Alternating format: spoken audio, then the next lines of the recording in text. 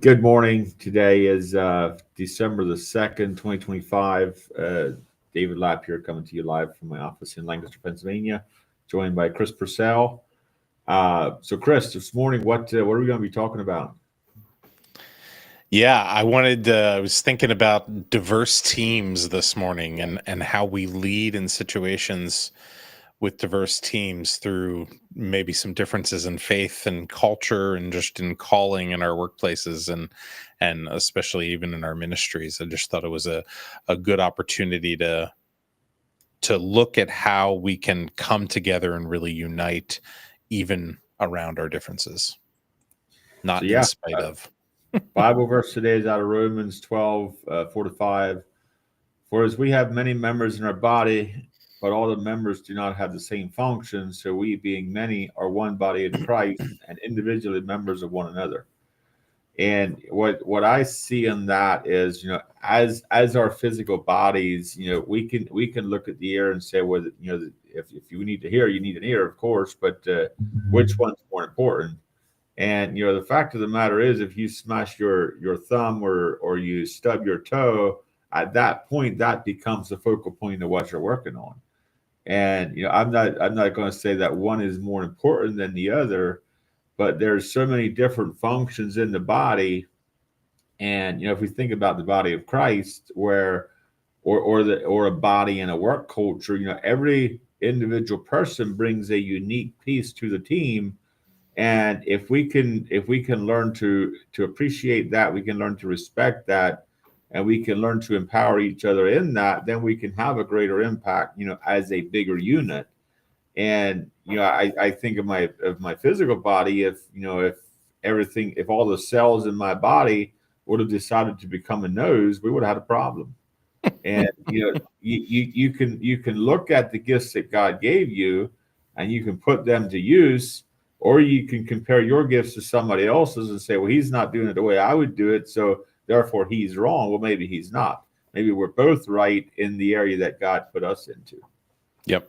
And then there's also the reality in that same analogy that because there's those different things, you also recognize the value in those different parts of that physical body. And when one part of that is hurting, let's say you hurt your ankle, you hurt your wrist or something like that, you want to nurse that back to health because you know that it hurts you. So it also calls us into this sense of empathy and compassion that we are called to be present in among the church, among our workplaces, to ensure that we are constantly helping to build that better and recognizing that the overall outcome is likely, at least in some way, hindered by not also taking time to support all the various diverse parts and bring Mhm. it up. So with that in mind, how do we deal with like our team here at Blessings of Hope? There's about 115 of us, where we all come from different backgrounds. We all come from different life experiences. We bring different traumas into our current life. We have different personalities. We have different faith backgrounds. We speak different languages. How do we bring that together into a workforce serving God's kingdom together at Blessings of Hope? So what are some thoughts you have on that, Chris? Right. Yeah, I'm the perfect one to answer that, right, David? No, in a lot of ways, I think it's a matter of, first of all, we have to acknowledge that that's a reality. I think it starts with that. If we look out and we see sameness in place of unity, I think we miss something. And so it takes acknowledging those differences that allows us to first be in conversation around how we can potentially leverage those differences. I think it's that beautiful thing in having the different voices, even if sometimes you want people to see a little more like you see, there's still a reality that difference in thinking, that difference in context, and everything that creates who that person is draws them into the conversation in a unique way, and we need to be able to leverage that. So we need to be able to not stifle that difference, but also create unity around cause, purpose, and all these different things. So I think it's a reality of sort of naming what we have alike so that we can build up and use the ways that we are different that make things better together. Yeah. I think one thing that I would also see in that is, if we can rally around the mission of the organization, we can agree on that end of it, that this is what we're here for, even Mhm. if we don't all agree on the culture, on the background, on some of the differences behind the scenes, if you will. I think that's one important thing to keep in mind is as we come together, even at a church or at an event, if we are there to make that event or that group of people better, and we're there to serve each other in that capacity, there's things that have come out in that even if we go home, we may have a different culture that we live by at home than we do at this event. And as long as it's upbuilding and a godly culture, I don't think that's all that I don't think there's anything wrong with having a different personal culture, outside of work or outside of our bigger community. But I think, when we come together, as long as we're pulling in the same direction, as long as we are there to serve each other, we're there to make a difference together. I think is really what it comes down to for me is, are you serving where are you serving where you've been called to serve? Yeah. And I want to affirm you. I think that's one part that I've appreciated about your leadership and working with you over the last couple of years and knowing you even longer is that you're very led to want to speak into people and understand where they feel they can serve best. Sometimes I think in business, because we have needs that we need to achieve, we get kind of stuck where we see our round pegs in our organization that we have to find round pegs for. Mhm. But that doesn't necessarily mean at times we can't welcome a square peg into the situation. And that's a very generalized way of looking at it. But to be able to evolve us and change us, and even if we get someone into the organization that might not be the perfect fit for the role that they initially come into, that we are able to see the opportunity that they bring to the organization above their performance in that specific role, and kind of resend them into a new role that could be a better fit and could help build the organization even further, as compared to simply writing that person off and saying, nope, you're not performing the role that we need you to, therefore it's not going to work out, thank you, have a nice day. We find, I in my time here, we find ways to put people in places that they can serve best. Put people in the right person, right seat is something that we try to focus on. I know for myself, when we started, I would say one of the biggest disagreements that Aaron Fisher and I had was we were trying to keep things fair, and we recognized that what I enjoy doing and what Aaron enjoys doing are polar opposites. And we were each spending half of our time in our sweet spot and half of our time in our working frustration. Mm-hmm. If you're familiar with the working genius, and we were doing the job out of necessity that the other person loved to do. And sometimes that's just having that conversation where what are you called to do, and is there room to bring that gift into an organization, into a bigger group? Because quite frankly, I can pick something up with my toes, but that's not what my toes were designed to do. My toes were designed to help balance my body. I can also pick that up with my hands, but if we're going to try to keep things fair, and my toes are going to have to do the same amount of picking up that my hands are, now we become this inefficient team that is trying to focus as a team. We're trying to function as a team, and we become inefficient because we're trying to keep things fair. Where your skills, your gifts, your anointing is different than mine is, and if we can empower each other in our gifts, then we can make a bigger difference together than if we all try to do everything. How have you found success encouraging people to both acknowledge but also name their gifts in an environment where, the reality is they're looking to earn a paycheck and they want to make sure that they're satisfying their superiors to be able to earn that paycheck? How do you encourage people to share about their gifts and share when they might be misaligned without necessarily feeling like there's a risk to employment? I mean, I would hope that our team is feels free enough to share share their concerns or share their ideas without having to worry about about being let go. Sure. It is probably something that we could do a better job of, but we've had multiple people. They if they bring up a situation like, hey, and then you start having that conversation, you might be over the course of the next 4 6 months where you start seeing the potential in somebody in a leadership role, and you start coaching them into that role, if you will, to where you know with what God's doing here at Blessing of Hope, it is way bigger than one person, and we're always looking for people to step up and say, "Hey, I can bring this piece to this part of the organization," and if we can then empower that leader in that role, help him build his team around that piece of the organization, then we can all grow to a better level, to a higher Yeah. level. And I think we do a book reading program where we have a book of the month, and I feel like that has really helped to develop some of our leaders to where they are they're the self directed or the self starters, if you will, that take advantage of that program. They self educate.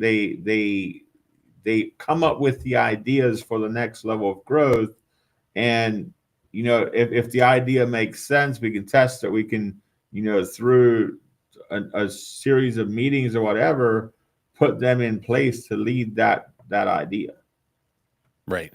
Well, and I think, and I was thinking of an example in my own mind and asking that question where I think we really are regularly inviting employees to think outside of their box that they're specifically doing to provide some of that feedback, like you're saying.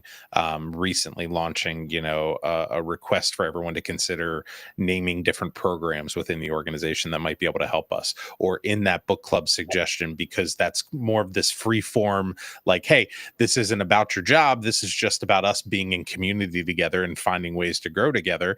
If something brilliant comes out of that we hadn't seen in that particular Mhm. person, brilliant relative to their gifts and everything that we weren't enlightened to previously, then all of a sudden it gives us that opportunity to kind of empower them. So I think there's an active listening component as a leader that I think is important in all of this too, where we have to be aware and be ready to receive those types of things, because we might not. I don't know many employees that are going to feel fully comfortable to say, I know I can still do I know I can still do a job, but I don't think this is the right job for me. Let's find another job, right? Mhm. You're going to hear those things in different ways because it's likely not going to come out in this very direct kind of fashion. And Yeah. we have to kind of be ready to receive that. So one of the questions on the feedback form for the book program is there is there anything that you learned in this book that we should be implementing at Blessings of Hope? And it's an optional field that everybody can fill out. But as we that those are probably some of the feedback that I watch for the most is, are there nuggets that somebody in our team is picking up and saying, we could take this nugget and implement it this way in the organization for this kind of result? And obviously, if somebody does report that and it's something they want to implement, we want to have a conversation with them and say, okay, how do we implement that? How do we bring that piece to pass? Because if we then just take their idea and run with it without even having a conversation with them, they can feel disrespected. They can feel like, well, I just fed my information Mhm. into a machine that never even recognized that I gave them that information.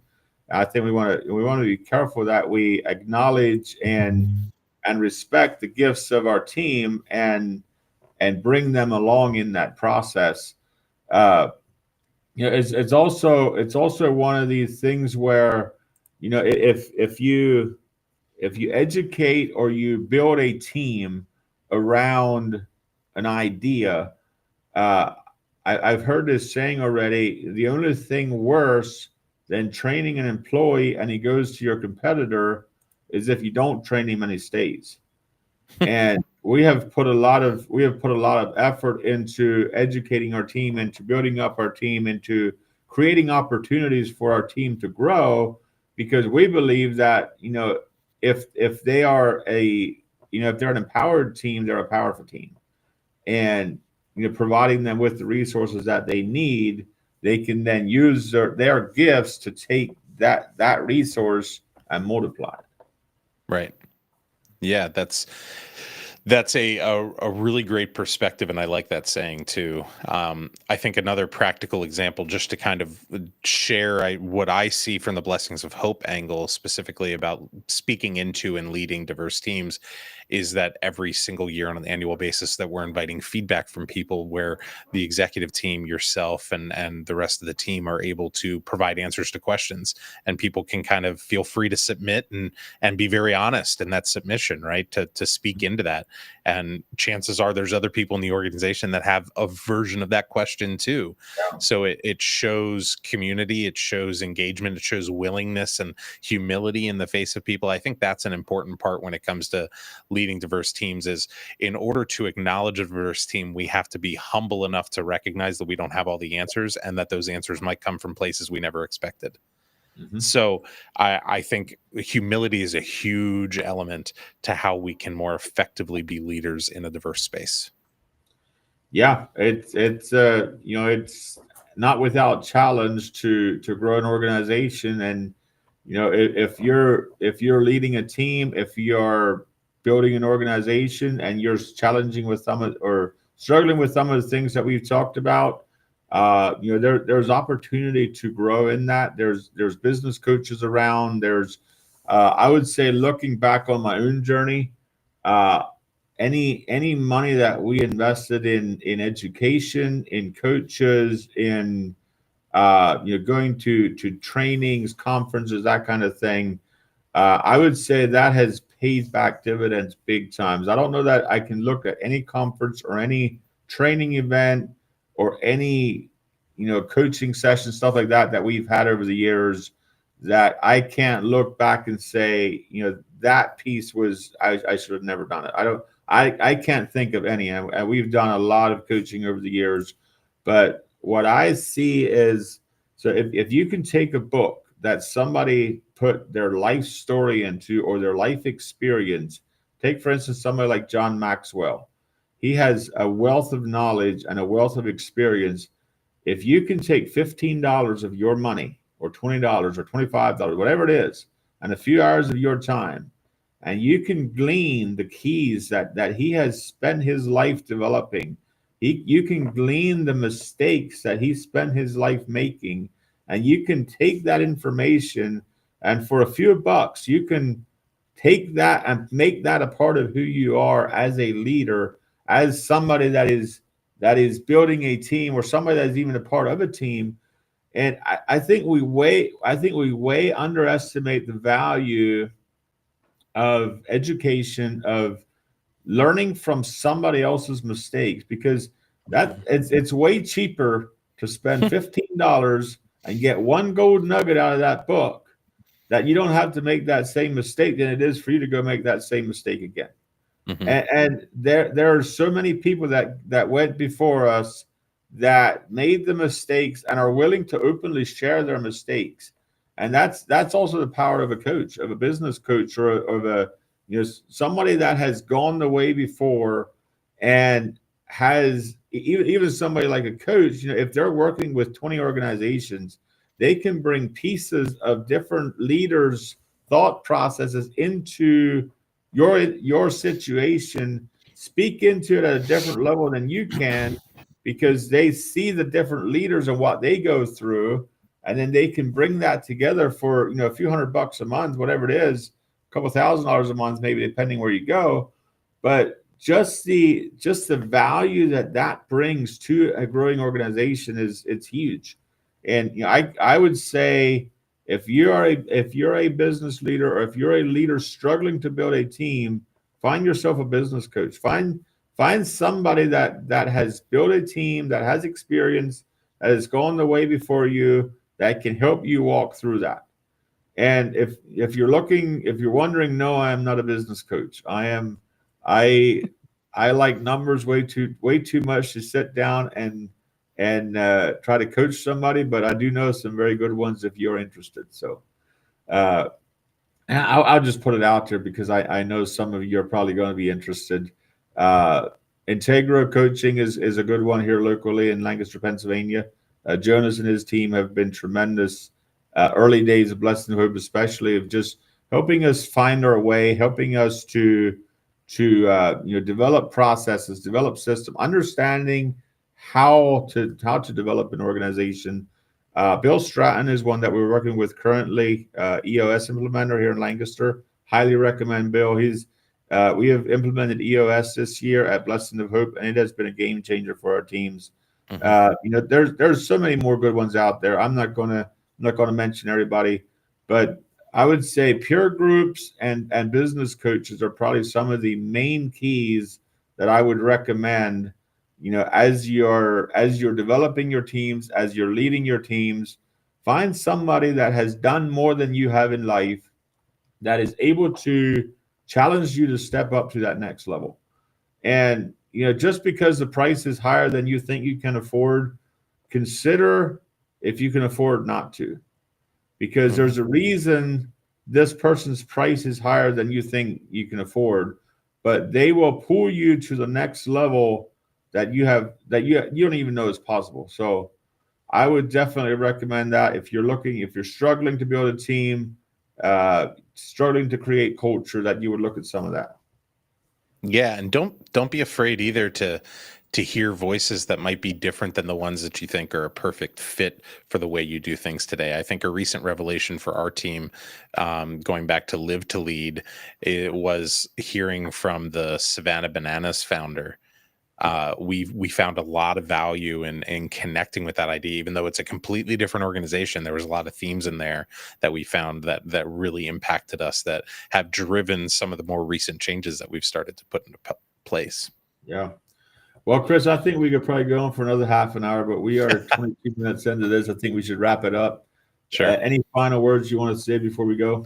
No, I honestly, this is a little bit different for what we normally do, but I would say if anyone has some feedback, things that they've done that they were successful in kind of bringing diverse teams together and helping to kind of be present and humble in the face of that, I'd love to hear people's feedback and just see some comments. Maybe this thread can be a coaching session all on its own, where it's multiple voices instead of just one.